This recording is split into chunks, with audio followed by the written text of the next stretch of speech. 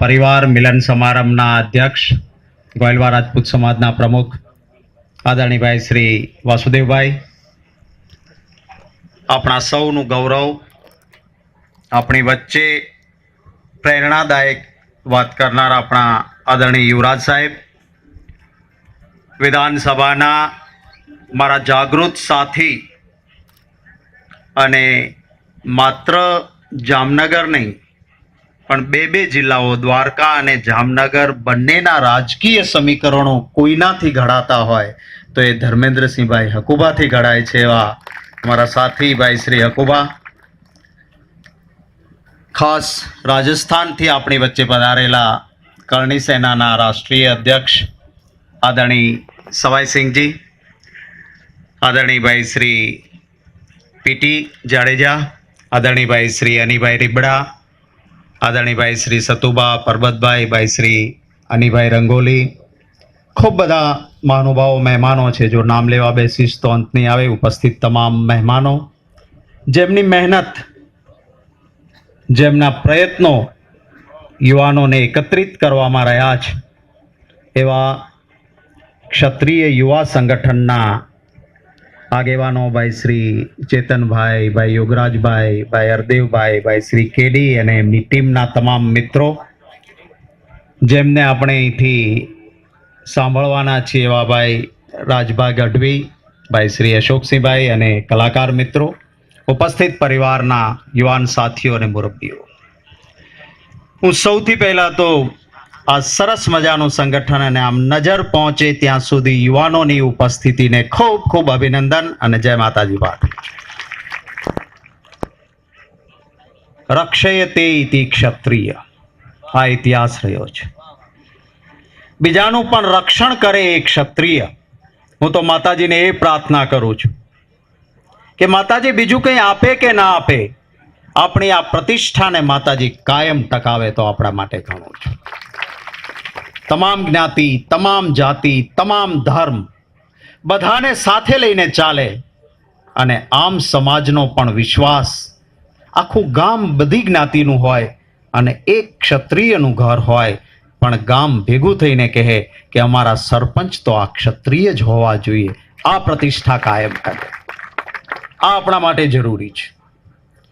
मारे अपना इतिहासनी जो बात करवी होय तो ताकतवर लड़ायक योद्धाओ बहु बधा थया छे, कई क्षत्रिय समाज में ज थया छे एवुं नहीं, बीजा समाज में पण ताकतथी लड़नारा ने मरनारा घणा थया, पण इतिहास क्षत्रियोनो एटला माटे बन्यो के बीजा पोताना स्वार्थ माटे लड़ता हता, विस्तार वधारवो हतो, लूंटवुं हतुं, कंई लेवुं हतुं, एटला माटे बीजा लड़ता हता, जेनो इतिहास न बन्यो पण निस्वार्थ रीते बीजा माटे लड़ीने शहीद थता हता, माटे क्षत्रियोनो इतिहास बन्यो। कई लेवा देवा नहोती। सोमनाथ पर चढ़ाई थाय, हमीरजी बापू ने, हमीरजी गोहिल ने पोताना राज्यमां ए सोमनाथ नहोतो आवेलो, सोमनाथनुं मंदिर एमनो विस्तार नहोतो, त्यां कांई पण थाय एनाथी हमीरजी गोहिलनुं कंई लूंटातुं नहोतुं, पण नहीं, हूँ क्षत्रिय छू, अहींया जेम थयुं ने अधर्म के खिलाफ लड़ना होगा, अत्याचारनी सामे लड़वुं छे अने एटला माटे ज्यां कंई पण लेवा देवा न होय त्यां शहादत वहोरवा माटे जाय ए क्षत्रिय हतो ने एटला माटेनो इतिहास छे।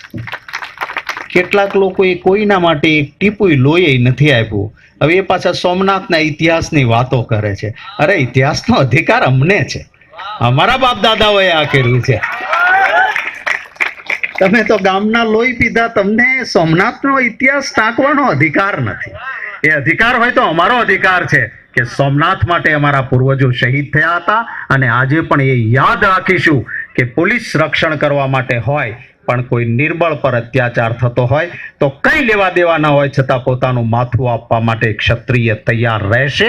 એ ધર્મ નહીં જોવે, જાત નહીં જોવે, પણ એ રહેશે, એ ઇતિહાસ જળવાય, એ આપણા માટે જરૂરી છે। મારે અહીં ભાઈ હકુબા વાત કરતા હતા, એ જામનગરમાંથી ચૂંટાયા છે, એ વિસ્તારમાં ક્ષત્રિયોનું સમીકરણ નથી, પણ અન્ય જાતિએ એમના પર વિશ્વાસ મૂક્યો એટલું જ નહીં, એક સફળ રાજનેતા તરીકે હું જઈને આવ્યો છું. સમગ્ર જામનગર જ્યારે એમનો એક કાર્યક્રમ ગોઠવ્યો આયોજનનો, તો સમગ્ર જામનગરની તમામ જ્ઞાતિ ત્યાં ઉપસ્થિત રહે અને દરેક જ્ઞાતિને એમ લાગે કે આ મારો પ્રતિનિધિ છે, આ પરંપરા ટકે એ જરૂરી હોય છે. ઇતિહાસની એક વાત, હું જે વિસ્તારમાંથી આજે પ્રતિનિધિત્વ કરું છું ત્યાંના એક ક્ષત્રિયની મારે આપને કરવી છે. વીર અબડા અડભંગ, મારો મત વિસ્તાર અબડાસા કહેવાય. એ વીર અબડા અડભંગજી પાછળ એક અત્યાચારી બાદશાહ પડ્યો છે અને કેટલીક દીકરીઓ પોતાનું ચારિત્ર બચાવવા માટે આપણા રાજ્યમાં દાખલ થઈ છે. વીર અબડા અડભંગજીને એની સાથે લેવા દેવા નથી. ક્ષત્રિય છે, ધર્મ હિન્દુ છે. પેલી દીકરીઓ છે એ સુમરી દાડીઓ છે, ઇસ્લામ ધર્મને માનનારી હતી, પણ કહ્યું કે હું ક્ષત્રિય છું, આવો તમને મારા રાજ્યમાં હું રક્ષણ આપું છું. અને એ ક્ષત્રિયનો ઉત્તમ સૈનિક કોણ? તો એક દલિત ઓશવો મેઘવાલ. એ ઓશવા મેઘવાલે કહ્યું કે બાપુ, આ સૈન્ય તો બહુ મોટું છે, સામે સામે લડીશું ને આપણે સાફ થઈ જઈશું. સામેનું સૈન્ય મોટું છે, સામે નહીં લડી શકાય. હું ચાલાક માણસ છું, તમારો સૈનિક છું. હું એ જે સૈન્ય પાછળ આ દીકરીઓની પડ્યું છે એ બાદશાહને એકલો જઈને ચોરી છુપીથી મારી આવી શકું છું. માયાવી વિદ્યા જાણું છું, હું જાઉં. પણ એક ક્ષત્રિય વીર અબડા અડભંગે કહ્યું કે લડતા લડતા દીકરીઓ માટે શહીદ થવું મને સ્વીકાર્ય છે, પણ કોઈને ચોરી છુપીથી તું જઈને મારી આવ એ મને મંજૂર નથી. અને ઇતિહાસ કહે છે કેમ છતાં ઓશો મેઘવાલ ત્યાં પહોંચી અને પોતાની કટાર ત્યાં ખૂતાડીને આવે છે ને કાગળ લખીને આવે છે કે આ તારા ગળામાં હું ખૂતાડી શકું આ કટાર, પણ મારો ક્ષત્રિય રાજા વીર અબડા અડભંગ ના પાડે છે, એટલે આ કટાર તારી પથારીમાં ભરાવીને જાઉં છું. ધાર્યું હોત તો હું તને મારી શક્યો હોત. અને પછી ઇતિહાસ એમ કહે છે કે લડાઈનો સમય આવે છે ત્યારે એ વીર અબડા અડભંગજી કહે છે કે હું લડવા જાઉં છું, આ દૂધનો કટોરો ક્ષત્રિય તરીકે તમને આપીને જાઉં છું. શક્ય છે કે સામે સૈન્ય મોટું હોવાથી હું શહીદ થઈશ, પણ એક ક્ષત્રિય તરીકે મા ભૌમ પર મને વિશ્વાસ છે કે હું જ્યારે ત્યાં મરીશ ત્યારે આ દૂધનો કટોરો એ લોહીનો બની જશે અને મારી આ કચ્છની ધરતી તમને સમાધિ લેવા માટે જગ્યા આપી દેશે. અને ઇતિહાસ એમ કહે છે કે વીર અબડા અડભંગજી જ્યારે લડતા લડતા એક બહાદુર ક્ષત્રિય તરીકે શહીદ થાય છે, દૂધનો ભરેલો કટોરો એ લોહીનો બને અને ધરતી માતા જગ્યા આપે, સુમરી દાડીઓની સમાધિ થાય અને એમનું ચારિત્ર અખંડ રહે. આ ક્ષત્રિયોનો ઇતિહાસ છે. આપણે આ ઇતિહાસને લઈને નીકળ્યા હોઈએ ને પછી કદાચ આપણો ભાઈ પણ 4 રસ્તા પર લાલ ઘોડે સવાર થાય. સમજો ને, લાલ ઘોડો સવારમાં પેલું કાઢે એ કાળો ઘોડો, અને રાત્રે આમ કરી લે એ લાલ ઘોડો. એ લાલ ઘોડે સવાર થઈને જો ક્ષત્રિયની કોઈ આબરૂને ઠેસ પહોંચે એમ કરતો હોય તો આપણો ભાઈ હોય તો પણ એને બાવડું પકડીને 2 થપાટ મારવી જોઈએ કે સમાજનું નામ બદનામ કરમાં ક્ષત્રિયોએ ક્યારેય આ કર્યું નથી. કેટલોક વર્ગ છે એવો આપણને પણ ચડાવે. મને કેમ ઘણી વખત પીતા નથી, હું કહું ના હું નથી પીતો, કે મોઢામ દારૂ નહીં, માથે દેણું નહીં, એ દરબાર નહીં. હું કહું એ તમે કરેલી વ્યાખ્યા છે. ક્ષત્રિયનો દીકરો માથે દેણું રાખે નહીં, મોઢામાં દારૂ મૂકે નહીં, એ સાચો ક્ષત્રિયનો દીકરો કહેવાય. અને આ પ્રતિષ્ઠા ઊભી કરવી પડશે. વ્યસનોનો દાસ ક્ષત્રિય ક્યારેય ન હોય. વ્યસનનો દાસ ક્ષત્રિય કેવી રીતે હોઈ શકે? અને જો વ્યસન વગર ન ચાલતું હોય ને વ્યસનના આપણે દાસ થઈએ, હું માનું છું કે આપણે ક્ષત્રિય કહેવાવાને લાયક નથી. મક્કમ મનોબળ, માથું પડે અને ધડ લડે એ ઇતિહાસને આપણે વાગોળતા હોઈએ તો આ માથાનો કે આ જીભનો આટલો ભાગ એ સ્વાદ માટે થઈને તરસે એ ક્યારેય આપણને પાલવી ના શકે. આદરણીય પીટી જાડેજા કહેતા હતા અહીંયા, વાત સાચી છે. કૃષ્ણકુમારસિંહજી મહારાજા સાહેબ એ માત્ર ક્ષત્રિયોનું નહીં, સમગ્ર ભાવનગર નહીં, સમગ્ર દેશનું ગૌરવ છે કે એવા મહારાજા હતા કે જેને સામેથી પોતાનું રાજ્ય આપ્યું. અને મને ગૌરવ છે, સાચી વાત કહેવાથી કોઈ કોમવાદી બની નથી જતો.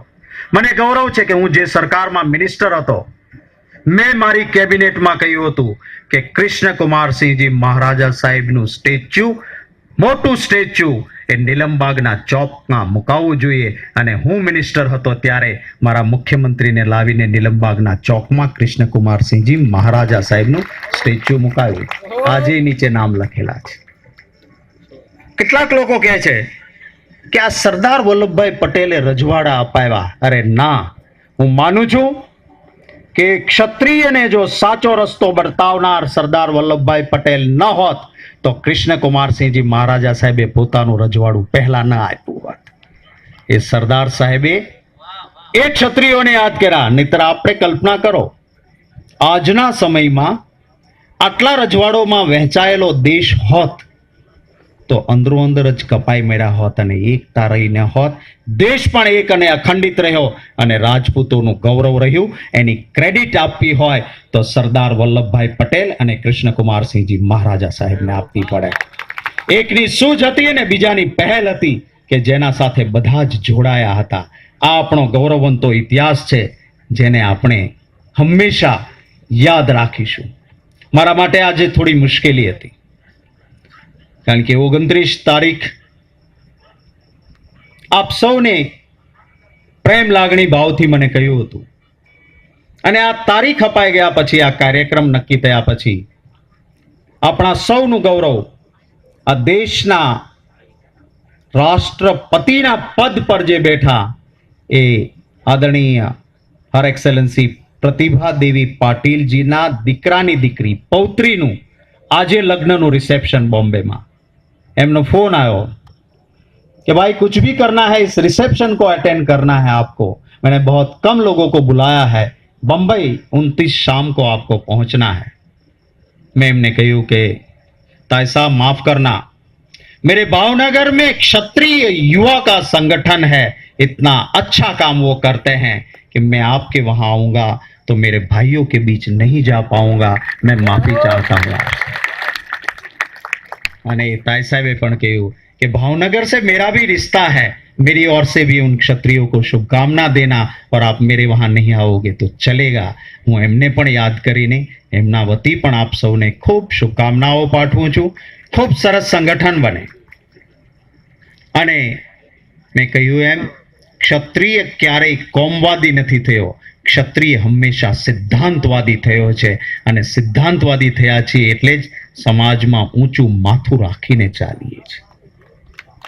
કેટલાક લોકો છે ને કહેતા હોય છે કે આ તમે ગામે ગામ તમારા પાળિયા થઈ ગયા, તોય હજી હું કહું હા, અમારા વડવાના પાળિયા થયા, પણ તમારા વડવા જીવે છે અત્યારે હજી? એમ નામ ઠોકરું ખાઈને મરી ગયા, અમારા શહીદ થઈને મર્યા, એના પાળીઓ છે તો એ પૂજાય છે. એટલે કોઈ એવી વાત કરે તો સિદ્ધાંત માટે લડતા ક્ષત્રિય અચકાવવું નહીં. અને પાળિયા થઈ ગયા એમ કોઈને કહેતું હોય તો કહેવાનું કે હા, ગૌરવથી નિસ્વાર્થ રીતે સમાજની સેવા માટે, નિર્બળને રક્ષણ આપવા માટે, ગૌ સેવા માટે, ગૌ રક્ષા માટે, ગામના રક્ષણ માટે, ભૂમિના રક્ષણ માટે શહીદ થયા એનું ગૌરવ છે. આજે ભલે લોકશાહી હોય, મિલિટરી અને પોલીસ રક્ષણ માટે હોય, પણ જ્યાં એમની ગેરહાજરી હશે અને સંસ્કૃતિ માટે કે રાષ્ટ્ર માટે જરૂર પડશે તો વગર પગાર ખાધે પણ મિલિટરી કે પોલીસનું કામ કરતા ક્ષત્રિયનો દીકરો અચકાશે નહીં. એ गौरव साथ अपन कहना पड़ेगा.